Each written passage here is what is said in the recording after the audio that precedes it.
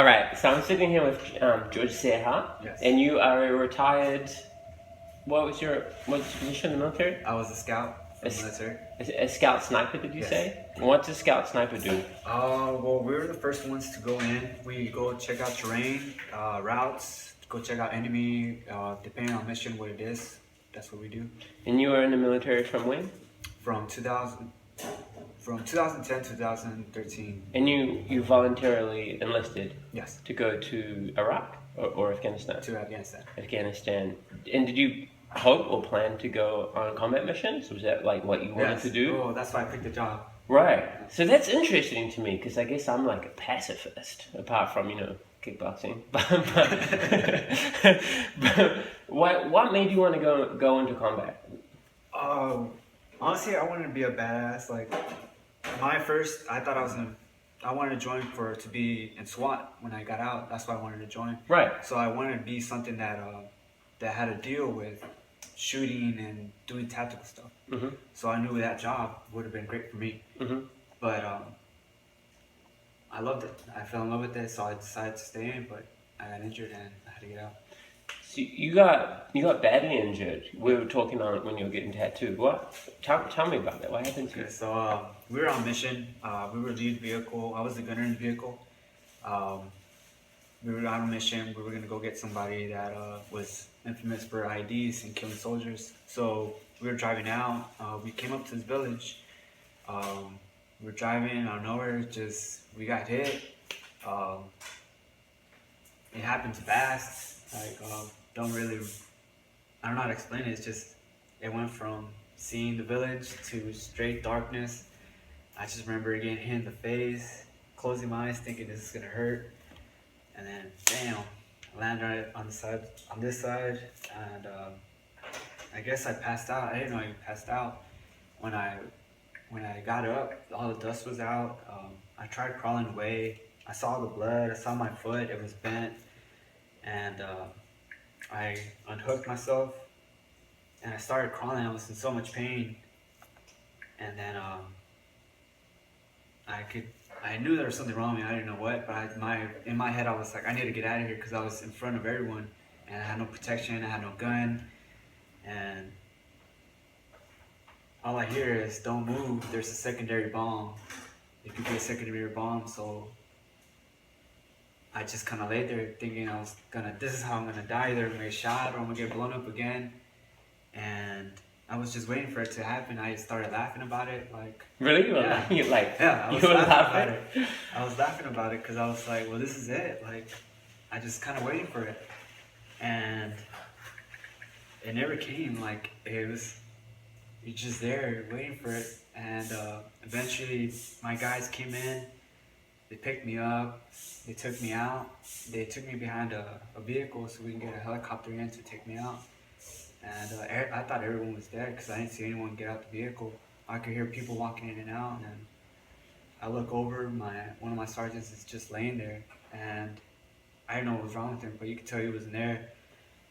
And I got flown out. Me and him were the only ones that got flown out. Eventually, we got to the hospital, and then I found out that I was injured, and they flew me out to Germany, and then I was hospitalized for a couple of days there. What injuries did you sustain from? If that was an IED, right? Yes. Yeah. What injuries did you sustain? I fractured my lower back. I fractured my ankle, shrapnel my thigh, tore meniscus, sprained knee, sprained ankle, fractured my sinuses, deviated septum. I have nerve damage to this eye. I have hearing loss from this ear. I had to get abdomen surgery, stomach surgery. What else? Jesus. This is 2011. Yes. So, are you fully recovered from that? No. What's lingering? I'm still pending surgery on my back. I'm pending surgery for my ankle and my knee. And then right now I'm actually going to get my shoulder checked out because it pops in and out of its socket. I already went and they told me I need to get an MRI done for it just to make sure what's really wrong with it. Right. Is it? Does the government pay for all of this? Yes. Like 100%? Yes, 100%. Right.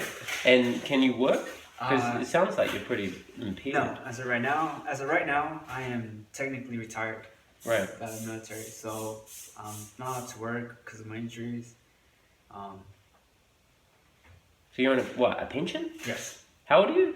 25. So you were 21 when this happened. Is that right? I was 20. 20 when this happened. Yes. And you retired at 25. Yes. Some people be like, oh, that ain't so bad.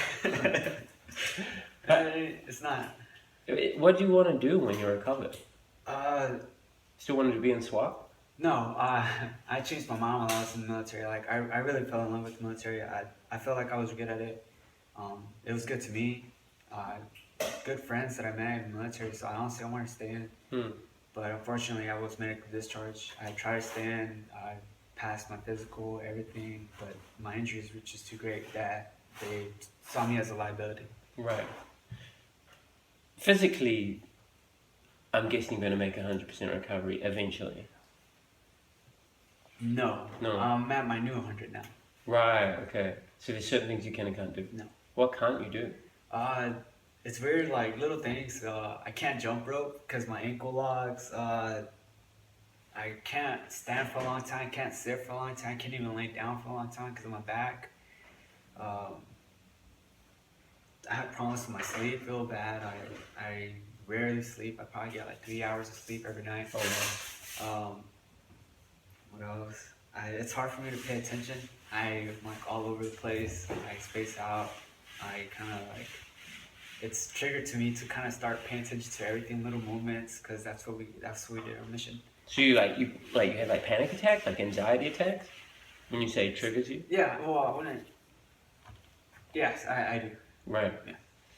Do you get like psychological help, like Yes. therapy, and that's all subsidized as well? Yes, I've been in therapy since like after I got blown up. Like, Right. right after the therapist came in, talked to me just to make sure, see what was going on with me, and then since then I've been seeing doctors for it. Right. What's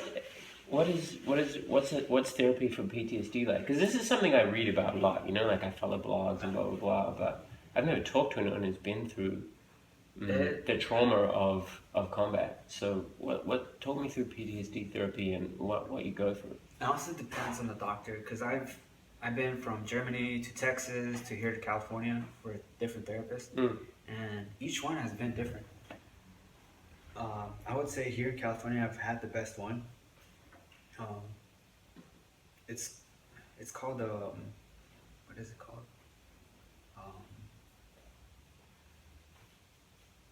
Like a type of therapy? Yeah. Like CBT, like cognitive behavioral therapy? Yes, I've done that, and then I forget what it's called. So pretty much it's you reliving it. You set yourself, you're talking about it where you're actually there again. And it honestly is like I can tell you the story what happened to me, but when you actually like you tell yourself you're there, it's like a whole different experience. And like it just makes you know like how many details you kind of miss when you tell the story, and like all the things that you know what happened to yourself but you never think about. You lose some friends in combat? No. No, not one? No. Oh, that's amazing. We lost guys, but no close friends. No one close. No. Again, all through IEDs and Yes. snipers. My first day there, we lost 3 guys. Wow. And you saw that happen? Yes. No, I was called in for mission, and what we had to do is so what's going on was a firefight. A vehicle got blown up, 3 dead. So we had to go in and fight, and then recover the bodies in the vehicle. So we saw dead bodies there. This is my first day there. I was the lead vehicle again. So we walked in, straight started shooting, and we had to pick up those bodies. How do you deal with that? Because see, like, I was asleep when I broke up with a girl. I'm like hung up about that shit for days. But you're pulling dead bodies out, and you're trying to kill people. No. How does it make you feel? Never really thought about it. Like, it was my job. Like, there's no time for it. Like, I can't react to it. And like to this day, I haven't. Like, It's not something that crosses your mind.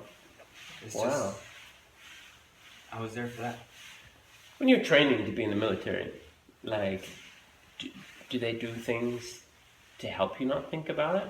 Like I've seen Full Metal Jacket, you know that film? Yeah. And it makes it, to me, it makes it look like they're stripping your humanity back, like they're making you less of a person and more of like a fighting machine. Yes, and it's true, because like you have, like, let's say you're in a firefight and then your friend gets shot, like you emotionally you want to help him, right? But you helping it can cost your life or someone else's life. So that's why they do that type of stuff. Because like if I was just to start crying and try to hold him, like I could get shot, and then that could keep going on. Sure.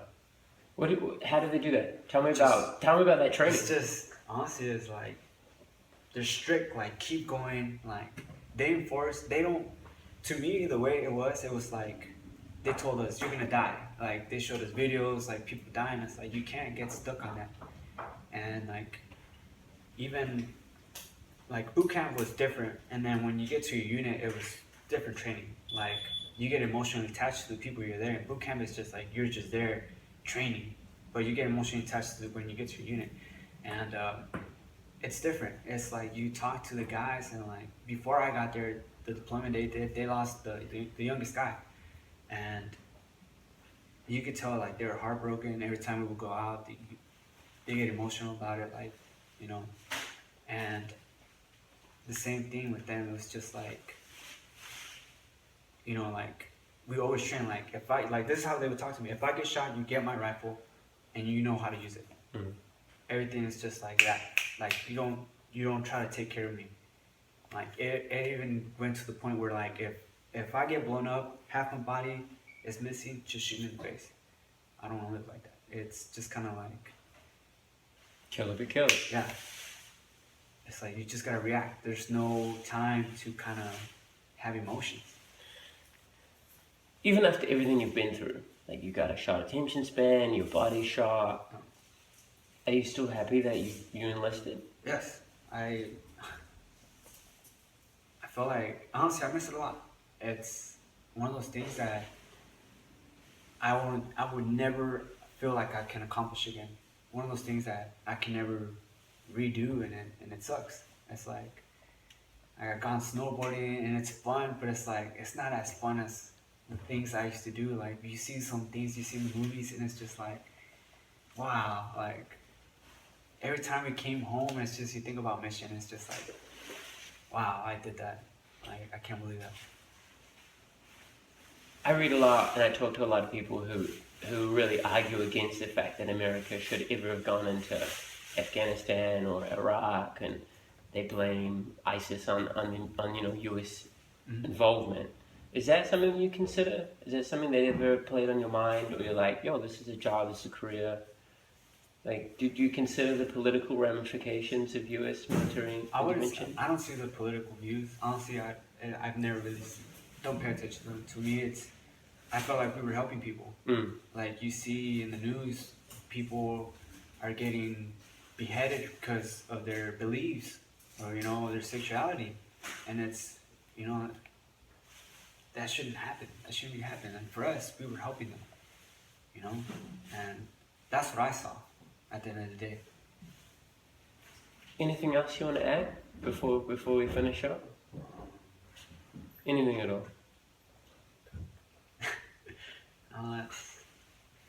That's it. I really appreciate you sharing. Yeah. Cool. Thank you, brother. All the best in the future. Appreciate it. I really hope you heal out and you can move on. Thank you. All right, brother. Peace.